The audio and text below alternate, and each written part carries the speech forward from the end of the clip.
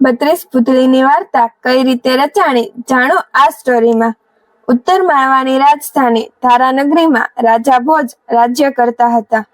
આ નગરીની શોભા મનોહર અને અનૂપ હતી। તેને 95 પરા અને 15 રાજમાર્ગો હતા। 110 દરવાજા અને 32 બારીઓ હતી। 212 કુવા અને વાવો હતી। પાણીના ઘાટ તો ગણ્યા ગણાય નહીં એટલા હતા। રાજા ભોજ પોતાની પ્રજાને પુત્ર સમાન ગણતા હતા। તેથી અહીં દરેક વર્ણના લોકો સુખ શાંતિથી રહેતા હતા। રાજા ભોજ વિદ્યાના ભારે શોખીન હતા। તે દરેક વિદ્વાનોની કદર કરતા। તેમના દરબારમાં એકથી એક ચઢિયાતા વિદ્વાનો જોવા મળતા। તેમના દરબારમાં કોઈ પણ પંડિત નવી કવિતા રચે કે તરત જ રાજા તેને મોટું ઇનામ આપતા। આવી ધારાનગરીમાં 2 ભાઈબંધ રહે, એક સોની અને બીજો બ્રાહ્મણ લલ્લુભાઈ। સોની અને કૃપાશંકર નામનો બ્રાહ્મણ બંને પોતાનું ગુજરાન માંડ માંડ કરીને ચલાવતા। એક દિવસ બંને ભાઈઓએ પોતાની પરિસ્થિતિથી તંગ આવી કંટાળીને પરદેશ કમાવા માટે જવાનું નક્કી કર્યું હતું। બંને પોતપોતાના કુટુંબીઓની રજા લઈ થોડા દિવસના ભાથા તેમજ થોડા નાણાં સાથે પરદેશ જવા નીકળી પડ્યા હતા। બંને ભાઈબંધો ફરતા ફરતા વિજયનગરમાં આવી પહોંચ્યા। આ નગરના લોકો બધી વાતેથી સુખી હતા। આ નગરની સમૃદ્ધિ જોઈ બંને ભાઈબંધોએ અહીં રહી કમાણી કરવાનું વિચાર્યું। લલ્લુભાઈ સોનીએ બજારની વચ્ચોવચ્ચ પોતાની સોના ચાંદીના ઘડતર માટેની દુકાન કરી પોતાનો ધંધો શરૂ કરી દીધો। જ્યારે કૃપાશંકરે એક શાળા શરૂ કરી અને નગરના છોકરાઓને ભણાવવા લાગ્યો। કૃપાશંકર વિદ્વાન હતો, તેથી તેણે વિદ્વતાના વખાણ વિજયનગરના રાજાના કાન સુધી પહોંચ્યા। તેમણે કૃપાશંકરને પોતાના દીકરાને ભણાવવા માટે રોક્યો। બંને ભાઈબંધો પોતપોતાના કામમાં મશગુલ રહેવા લાગ્યા। ધીમે ધીમે કરતા 12 વર્ષનો સમયગાળો વીતી ગયો। હવે સોનીને પોતાનું ઘર અને બાળ બચ્ચા સાંભળ્યા। તેણે પોતાનો ધંધો સમેટી લઈને પોતાના વતનમાં જવાનું નક્કી કર્યું। તે કૃપાશંકર પાસે ગયો અને કહ્યું, આપણે અહીં આવ્યા એને 12 વર્ષ વીતી ગયા। બંને જણા ઘણું કમાયા, હવે આપણે ઘેર જઈએ। કૃપાશંકરને પણ પોતાનું ઘર સાંભળી આવ્યું અને તેણે પણ પોતાને ઘેર જવાની ઈચ્છા થઈ। તેથી તે પોતાના વતન જવા માટે સંમતિ લેવા રાજા પાસે ગયો। રાજાએ કહ્યું, હાલમાં રાજકુમારનો અભ્યાસ અધૂરો છે, તે પૂરો થયે તું તારે વતન જજે। જો તને તારા ભાઈબંધ ઉપર વિશ્વાસ હોય તો હું તને 4 કિંમતી રત્નો આપું છું। તે રત્નો તેની સાથે તારે ઘેર મોકલી આપ। 4 કિંમતી રત્નો વેચશો તો એટલું બધું ધન મળશે કે તમારે જિંદગીમાં કદી ધનની ખોટ નહીં પડે। આમ કહી રાજાએ ભંડારામાંથી 4 રત્નો મગાવી કૃપાશંકરને ભેટ આપ્યા। કૃપાશંકર તો રાજી થઈ ગયો। તે રાજાને પ્રણામ કરી 4 રત્નો લઈ પોતાના ભાઈબંધ સોની પાસે આવ્યો અને કહ્યું, હાલમાં રાજકુમારનો અભ્યાસ અધૂરો હોવાથી મારે તો હમણાં વતન પાછા આવી શકાશે નહીં। આથી તું મારી પત્નીને આ 4 રત્નો આપજે અને હું અહીં ક્ષેમ કુશળ છું તે જણાવજે। આમ કહી કૃપાશંકરે લલ્લુભાઈ સોનીને 4 રત્નો બાંધીને આપ્યા। લલ્લુભાઈ સોની તો પોતાનો ધંધો સંકેલી બધા નાણાં એકઠા કરી વિજયનગરથી ધારાનગરી જવા નીકળી પડ્યો। રસ્તામાં સોનીની દાનત પહેલા 4 રત્નો જોઈને બગડી। તેને વિચાર આવ્યો કે આ રત્નો હું બ્રાહ્મણીને નહીં આપું તો કોણ જાણવાનું છે। તેણે મનમાં કંઈક યુક્તિ વિચારી કાઢી સોનીએ પોતાને ઘેર આવી 4 રત્નો પત્નીને બતાવ્યા। તેની પત્ની તો આ 4 રત્નો જોઈને ગાંડી ઘેલી થઈ ગઈ। સોનીએ આ 4 રત્નો ઘરમાં પલંગ નીચે ખાડો ખોદી દાટી દીધા। પછી બીજા દિવસે ગામના 4 આગેવાનોને બોલાવી ખાનગીમાં લાંચ આપી પોતાની સાથે સાક્ષી તરીકે રાખી બ્રાહ્મણીને ત્યાં ગયો। સોનીએ 4 સાક્ષીઓની હાજરીમાં બ્રાહ્મણીને 4 સોના મહોરો આપીને બ્રાહ્મણના કુશળ સમાચાર દીધા। બ્રાહ્મણી તો ઘણા સમય પછી બ્રાહ્મણના કુશળ સમાચાર સાંભળી રાજી થઈ ગઈ। વળી 4 સોના મોહર જોઈ તેના આનંદનો તો પાર જ ન રહ્યો. દિવસો જતા બધી વાત વિચારે પડી ગઈ. આ બાજુ રાજકુમારનો અભ્યાસ પૂરો થતા કૃપાશંકરે રાજા પાસે જઈ પોતાના વતનમાં જવાની રજા લીધી. રાજાને કૃપાશંકરના કામથી પૂરો સંતોષ હતો. તેમણે રાજી ખુશીથી તેને ઘેર જવાની રજા આપી. રાજાની આજ્ઞા લઈ બ્રાહ્મણે પોતાના ઘર તરફ પ્રયાણ કર્યું. રસ્તામાં તે સુખના વિચારો કરતો હતો. પહેલા રત્નોથી આખી જિંદગી સુખરૂપ પસાર થશે, આવા સ્વપ્ન જોતો તે પોતાને ઘેર આવ્યો. ઘેર આવીને જોયું તો બ્રાહ્મણી ગરીબાઈમાં દિવસો પસાર કરતી હતી. બ્રાહ્મણને ઘણા દિવસે ઘરે આવેલો જાણી તેના સગા સંબંધીઓ તેને મળવા આવ્યા. તેનો આખો દિવસ બધાને મળવામાં પસાર થઈ ગયો. રાત્રે બ્રાહ્મણી બંને એકલા પડ્યા. ત્યારે બ્રાહ્મણે બ્રાહ્મણીને કહ્યું, મેં મારા ભાઈબંધ લલ્લુભાઈ સોની સાથે 4 કિંમતી રત્નો મોકલાવ્યા હતા, છતાં આમ હાથે કરીને શા માટે દુઃખ ભોગવી રહી છે? એ રત્નો મને આપ, તેને બજારમાં વેચીને આપણે આપણી ગરીબાઈ દૂર કરીએ. બ્રાહ્મણીએ લલ્લુભાઈ સોનીએ આપેલા 4 સોના મહોરો બ્રાહ્મણને આપી. બ્રાહ્મણે 4 કિંમતી રત્નોને બદલે 4 સોના મહોર જોઈ બ્રાહ્મણે બ્રાહ્મણીને કહ્યું, મેં તો સોની સાથે 4 કિંમતી રત્નો મોકલાવ્યા હતા, તેની જગ્યાએ આ 4 સોના મહોરો કેમ? બ્રાહ્મણીએ કહ્યું, મને તો લલ્લુભાઈએ આ 4 સોના મહોરો જ આપી હતી. બ્રાહ્મણ સોનીની લુચ્ચાઈ સમજી ગયો. પોતાના જ ભાઈબંધે તેને દગો દીધો તે બદલ તે ઘણો નિરાશ થયો. તે સવાર થતા સોનીના ઘરે પહોંચ્યો અને કહ્યું, ભાઈબંધ, તે દોસ્ત જોડે જ દગો કર્યો. તે તારી બુદ્ધિનો ઉપયોગ ભાઈબંધની પત્ની ઉપર જ કર્યો. તે મારા મોકલાવેલ 4 કિંમતી રત્નોને બદલે મારી પત્નીને 4 સોના મહોરો પકડાવી દીધી. જે રત્નો તે મને આપ્યા હતા તે તો મેં તારી પત્નીને 4 જણાની સાક્ષીએ આપી દીધા છે. આ તો સારું થયું કે સાક્ષીઓ પણ સાથે હતા. બંને ભાઈબંધો વચ્ચે તકરાર થઈ. કૃપાશંકર સમજી ગયો કે સોનીએ પોતાની સાથે લુચ્ચાઈ કરી છે, એટલે બ્રાહ્મણે ન્યાય માટે રાજ દરબારમાં ફરિયાદ કરી. ભોજ રાજાએ દરબારમાં લલ્લુભાઈ સોનીને બોલાવ્યો. સોની પોતાના 4 સાક્ષીઓને સાથે લઈ રાજ દરબારમાં હાજર થયો. સોની તેના સાક્ષીઓની બાતમીથી બ્રાહ્મણ જૂઠો ઠર્યો.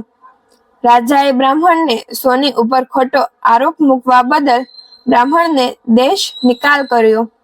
બ્રાહ્મણ અને બ્રાહ્મણી ઘર વખરી લઈને આંસુ સારતા ચાલતા બીજા રાજ્યમાં જવા નીકળી ગયા. નગરની થોડી દૂર ગયા ત્યાં એક ટેકરો હતો. તે ટેકરા ઉપર એક ગોવાળિયો દરરોજ તેના ભાઈબંધો સાથે રાજા પ્રજાની રમત રમતો હતો. ભાઈબંધો પ્રજાજન બંનેને ગોવાળિયો રાજા બંને આને ભાઈબંધો ફરિયાદ કરતા અને ગોવાળિયો ન્યાય ચુકાદો આપે અને ન્યાય પણ એવો કરે કે ભલભલાની અકલ ઠેકાણે આવી જાય. ગોવાળિયામાં આટલી બધી બુદ્ધિ ક્યાંથી હોય? પણ એ ટેકરામાં કંઈક ચમત્કાર હતો. બ્રાહ્મણી તે ટેકરા પાસેથી આંસુ સારતા જઈ રહ્યા હતા. ત્યાં અચાનક છોકરાઓની નજર આ બ્રાહ્મણ અને બ્રાહ્મણી ઉપર પડી. તેઓ તેમની પાસે ગયા અને તેમના રડવાનું કારણ પૂછ્યું. બ્રાહ્મણીએ બધી વિગતે વાત કરી. છોકરાઓને તેમના પર દયા આવતા તેઓ તેમને ટેકરા ઉપર બેસેલા પહેલા ગોવાળિયા પાસે લઈ ગયા. ગોવાળિયાએ તેમની બધી વાત સાંભળી પછી છોકરાઓને કહ્યું, ચાલો સોની અને તેમના સાક્ષીઓને અહીં બોલાવી લાવો. છોકરાઓ તો થોડી વારમાં સોની અને તેના સાક્ષીઓને બોલાવી લાવ્યા. ગોવાળિયાએ પહેલા દરેકની અલગ અલગ પૂછતાછ કરી. તેણે દરેકને રત્નોનો આકાર કેવો હતો, તેનો રંગ કેવો હતો, તેવા અનેક સવાલો કર્યા. એક કહે ગોળ, બીજો કહે ચોરસ, તો ત્રીજો કહે ત્રિકોણ અને ચોથાએ તો લંબગોળ કહ્યા. ઉપરાંત દરેકે રંગ પણ અલગ અલગ કહ્યા. આમ ચારેય સાક્ષીઓએ અલગ અલગ જવાબ આપ્યા. તેમના જવાબ સાંભળીને ગોવાળિયાને ખાતરી થઈ ગઈ કે સોની અને તેના સાક્ષીઓ જૂઠા છે.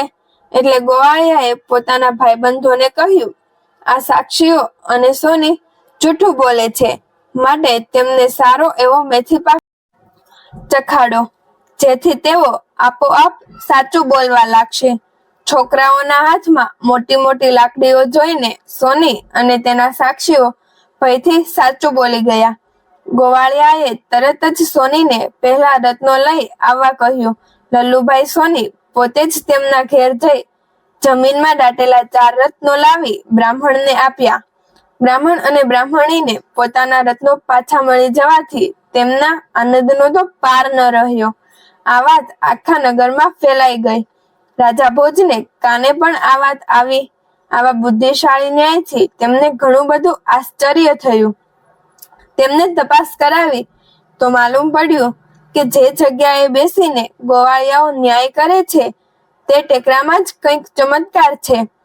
તેઓ પોતાના પ્રધાનો સાથે ત્યાં આવી પહોંચ્યા અને પ્રધાનોને માણસો દ્વારા ટેકરો ખોદવાનો હુકમ કર્યો. બધાનો એ ટેકરો ખોદવાનું શરૂ કરાયું.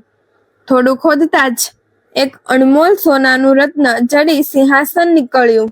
તે 32 ગજ અર્ધ ગોળાકારમાં હતું ને ગજ ગજનાંતરે એક એમ 32 પુતળીઓ જડેલી હતી. એ પુતળીઓને રત્ન જડિત આભૂષણો પહેરાવેલા હતા. ઉપર દંડનું વિશાળ છત્ર શોભી રહ્યું હતું. રાજા ભોજ આવું અદ્ભુત દેવતાઈ સિંહાસન જોઈ આનંદિત થઈ ગયા. તેમણે આ સિંહાસન પોતાને ત્યાં લાવી સફાઈ કરાવી રાજસભામાં મુકાવ્યું. પંડિતો અને બ્રાહ્મણોને બોલાવી સિંહાસનનું પૂજન કરાવ્યું અને તેના પર બેસવાનું મુહૂર્ત જોવડાવ્યું. પછી રાજા ભોજ ભગવાનનું નામ લઈ જેવા સિંહાસન ઉપર બેસવા ગયા કે તરત અચાનક અવાજ આવ્યો અને એક પુતળી બોલી ઉઠી, સબૂર રાજા, તમે સિંહાસન ઉપર નહીં બેસી શકો. રાજા ભોજ આભા બનીને ઊભા રહ્યા. તેમણે હાથ જોડીને પૂછ્યું, તમે કોણ છો? મને શા માટે આ સિંહાસન ઉપર બેસવાની ના પાડો છો? પુતળીએ કહ્યું, રાજા ભોજ, તમને ખરું કહીએ તો તમે અમને પુતળીઓ માનો છો. તે ખરું નથી, પરંતુ અમે અમરાવતીની શાપિત અપ્સરાઓ છીએ. રાજા ભોજે ઐશ્વર્ય સહિત પૂછ્યું, પુતળીઓના રૂપમાં શાપિત અપ્સરાઓ? આવો શાપ તમને કોણે આપ્યો? તમારે અપ્સરામાંથી પુતળીઓ કેમ બનવું પડ્યું? તે મને જરા વિગતે જણાવો. પુતળીના રૂપમાં નંદા નામની અપ્સરા બોલી, અમે 32 અપ્સરાઓ દેવલોકમાં દેવાધિરાજ ઇન્દ્રને પ્રસન્ન કરનારી હતી. દેવનગરી અમરાવતીમાં અમે 32 અપ્સરાઓ નૃત્ય અને ગાનમાં પારંગત હોવાને કારણે દેવો, દેવાંગનાઓ, યક્ષ, કિન્નારો, ગંધર્વો બધા અમારો મુક્તપણે વખાણ કરતા. અમે દેવનગરી અમરાવતીની 32 અપ્સરાઓ એક દિવસ કૈલાસ જવાનું મન થતા બધા સાથે મળીને આનંદ પ્રમોદ કરતી કૈલાસ પર આવી પહોંચી. હિમાલયના હિમથી ધવલ શિખરો જાણે સૂર્યના સપ્તરંગી કિરણોનું પ્રતિબિંબ પાડતા હતા. તળેટીમાં ઊંચા ઊંચા તાલમતાલ અને દેવદારના વૃક્ષો શોભી રહ્યા હતા. દૂર દૂર કૈલાસની તળેટીમાં ભાગીરથી ગંગા વહી રહી હતી. અહીંનું પ્રાકૃતિક સૌંદર્ય ખૂબ જ મનોહર હતું. અમે અપ્સરાઓ આ પ્રાકૃતિક સૌંદર્ય નિહાળવા એવી તો ખોવાઈ ગઈ કે અમે આનંદ પ્રમોદ કરતી કરતી ગંગાને કાંઠે આવી પહોંચી. અમે તેના નિર્મળ જળમાં નાહી સેવન કરી એકબીજા ઉપર છંટકાવ કરવા લાગી. અચાનક અમારી નજર ગંગાને સામે કાંઠે આવેલી એક વિશાળ શિલા ઉપર પડી.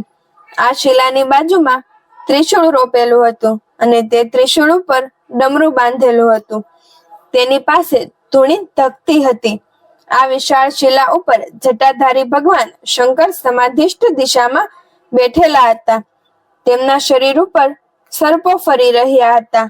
અમે બધા ગંગાની સામે કાંઠે આવેલા શિલા પાસે આવી અને વૃક્ષની ઓથે ઊભી રહી ધ્યાનથી ભગવાન શંકરના દેહને જોવા લાગી. તેમના સૌષ્ઠવે અમારી 32 અપ્સરાઓના મનને મોહી લીધા. અમે અંદરો અંદર ચર્ચા કરવા લાગી. કોઈ કહે, શિવ જો મારા પતિ હોય તો બીજી કહે મેં તો તેમને તારી પહેલા જ પસંદ કરી લીધા છે. આમ દરેક અપ્સરાઓ તેમને પતિ તરીકે સ્વીકારવા તત્પર બનવા લાગી. આ સમયે ઓચિંતા પાર્વતીજી ત્યાં આવી ચડ્યા અને તેમણે અમારી 32 અપ્સરાઓની ચર્ચા સાંભળી દંગ થઈ ગયા. તેઓ પોતાના પતિ વિશેની આવી ચર્ચા સાંભળી ક્રોધે ભરાઈ ગયા અને શંકરજીની સમાધિ પૂરી થાય તે પહેલા તેમણે અમને શાપ આપ્યો. હે અપ્સરાઓ, તમારી નજરને ધિક્કાર છે. તમે સદાશિવ ઉપર તમારી દ્રષ્ટિ બગાડી છે. તેથી હું તમને શાપ આપું છું કે તમે 32 અપ્સરાઓ બનીને કૈલાશમાં મૂકેલા સિંહાસન ઉપર રહી તેની શોભામાં વધારો કરો. હવે પછી 32 પુતળીની વાર્તા મૂકવામાં આવશે. મિત્રો, 32 પુતળીની વાર્તા સાંભળવા માટે અમારી ચેનલને લાઈક કરો, શેર કરો અને સબસ્ક્રાઇબ કરો. પહેલી પુતળીની વાર્તા સાંભળવા માટે સબસ્ક્રાઇબ કરો, બેલ આઇકનને દબાવો એટલે કાલે તમારા મોબાઈલમાં પહેલી પુતળીની વાર્તા આવી જશે. આ વિડીયોને અંત સુધી જોવા માટે તમારો ધન્યવાદ મિત્રો. અમારી ચેનલને સબસ્ક્રાઇબ કરવાનું ભૂલશો નહીં. Thank you.